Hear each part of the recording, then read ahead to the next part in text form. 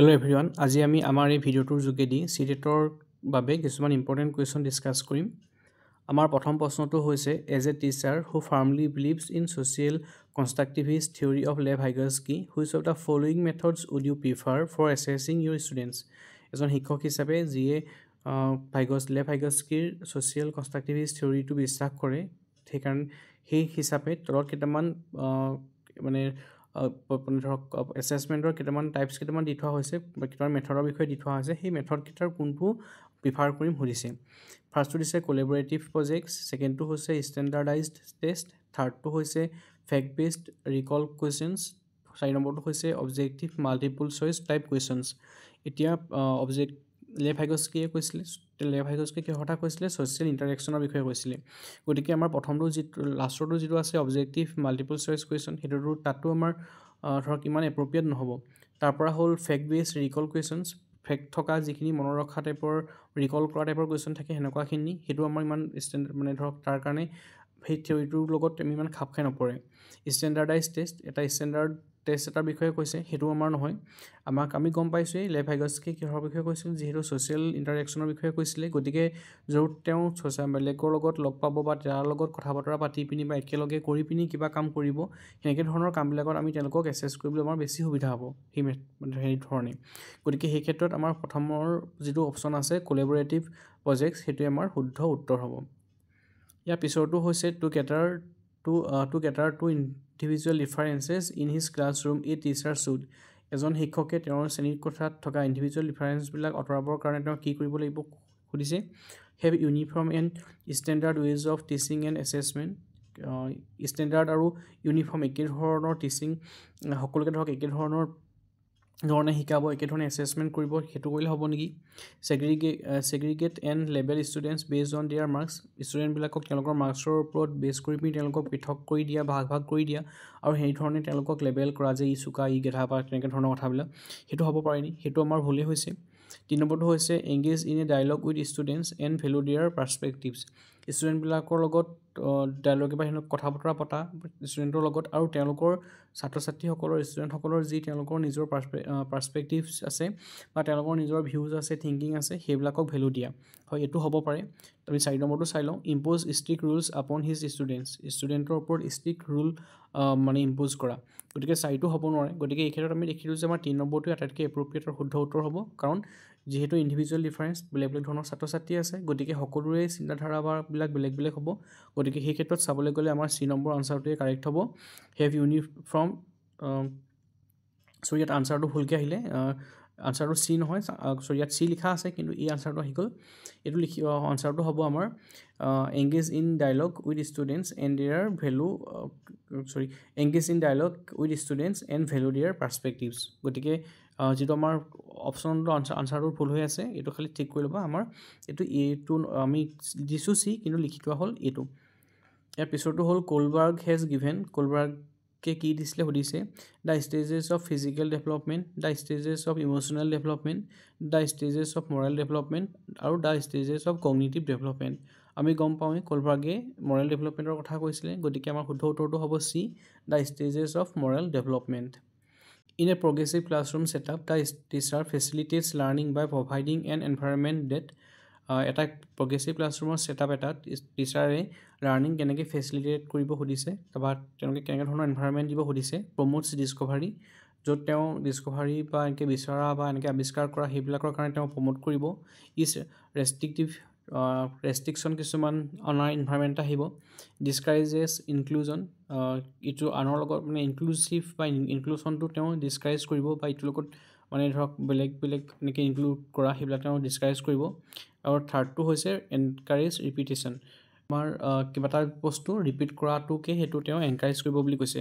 গতিকে আমাৰ এই ক্ষেত্ৰত যদি আমি অপশ্যনকেইটা চাবলৈ যাওঁ, আমাৰ যিহেতু প্ৰগ্ৰেছিভ ক্লাছৰুম হয়, গতিকে আমাৰ কাৰণে B2, C2 আৰু D2 এইকেইটা নিগেটিভ হয়। আমাৰ আনচাৰটো হ'ব প্ৰমোট ডিছকভাৰী, কাৰণ প্ৰমোটছ কৰিব তেওঁ ছাত্ৰ ছাত্ৰীসকলক নিজে বিচাৰিবৰ কাৰণে তেওঁলোকক সেনেকুৱা ধৰণৰ এনভাইৰনমেণ্ট এটা দিব, যাৰ যোগেদি ছাত্ৰ ছাত্ৰীসকলে নিজে বিচাৰি নিজে কিবা তেওঁলোকে ধৰক নিজে জড়িত হৈ পিনি তেওঁলোকে কিবা এটা শিকিব পাৰিব। ইয়াৰ পিছৰটো হ'ল which one of the following best describes a teacher roll.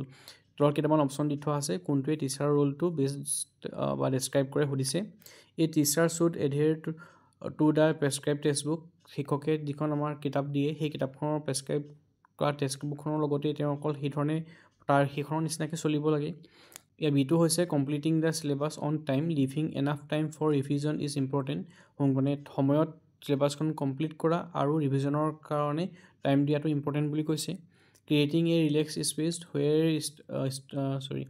Creating a relax space where children learn through dialogue and enquiry এনেকুৱা এটা স্পেচ দিয়া মানে ধৰক এটা তেওঁলোকক ৰিলেক্স স্পেচ এটা দিয়া য'ত ষ্টুডেণ্টে তেওঁলোকে মানে তেওঁলোকক কথা বতৰা পাতি পিনি ডায়লগৰ যোগেদি বা তেওঁলোকে এনকুৱাৰী কৰি পিনি বা নিজে বিচাৰ খোচাৰ কৰি পিনি শিকিব পাৰে আৰু এটা হৈছে teachers most important role in the classroom is to maintain discipline maintain কৰাটোৱে তেওঁৰ টিচাৰৰ মেইন ৰোল বুলি কৈছে গতিকে অকল আমি যদি অপশ্যনবিলাক চাবলৈ যাওঁ শিক্ষকজনৰ কাম অকল যিখন টেক্সটবুক আছে টেক্সটবুকখনৰ লগতেই প্ৰেছক্ৰাইব কৰা টেক্সটবুকখনৰ লগতেই একেধৰণে মানি চলি বা তাৰ বাহিৰ মানে তাতে সীমাবদ্ধ হৈ থকাটো কেতিয়াও হ'ব নোৱাৰে চিলেবাছখন সময়মতে কমপ্লিট কৰা আৰু তাৰ ৰিভিজনৰ কাৰণে সময় দিয়া হয় এইটো ইম্পৰ্টেণ্ট বুলি ক'ব পাৰি কিন্তু বাকীকেইটা অপশ্যন আমি চাই লওঁ কাৰণ বেষ্ট ডেছক্ৰাইব সুধিছে creating a relax space where children learn through dialogue and enquiry এটা ছাত্ৰ ছাত্ৰীসকলক তেওঁলোকক এনেকুৱা এটা এনভাইৰনমেণ্ট দিয়া য'ত তেওঁলোকে ৰিলেক্স হৈ পিনি বা ইয়াত যে ৰিলেক্সটো দিছে এইটো নিগেটিভ চেঞ্চত নহয় মানে এইটো ধৰক পজিটিভকৈ দিছে য'ত তেওঁলোকে সময় পাই পিনি তেওঁলোকে ফ্ৰীডম শিকাৰ কাৰণে তেওঁলোকে ফ্ৰীডম পাই পিনি তেওঁলোকে ডায়লগ আৰু এনকুৱাৰী যোগেদি শিকা গতিকে এইটো হ'ব পাৰে থাৰ্ডটো হৈছে ডিচিপ্লিন মেইনটেইন কৰা শিক্ষকৰ ৰোল অকল এইটোৱে নহয় গতিকে আমি যদি বি আৰু চি অপশ্যনৰ পৰা চাব যাওঁ গতিকে এই দুটাৰ ভিতৰত আমাৰ বেষ্ট হ'ব চিটো creating a relax space where children learn through dialogue and enquiry 6 নম্বৰটো হৈছে mathematics puzzles at primary level help in primary লেভেলত যদি গণিতৰ পাজলবিলাক দিয়া হয় কিহত সহায় কৰে সুধিছে প্ৰভাইডিং ফান টু ষ্টুডেণ্টছ ছাত্ৰ ছাত্ৰীসকলক মানে ফূৰ্তি দিয়ে টেষ্টিং প্ৰব্লেম ছলভিং স্কিলছ সমস্যা সমাধানৰ তেওঁলোকৰ কি স্কিল আছে সেইবিলাক টেষ্ট কৰা বুলি কৈছে প্ৰমোটিং প্ৰব্লেম ছলভিং স্কিলছ তেওঁলোকৰ প্ৰব্লেম ছলভিং স্কিলবিলাকক প্ৰমোট কৰাৰ বিষয়ে কৈছে identifying brilliant students of the class যিবিলাক ব্ৰিলিয়েণ্ট মানে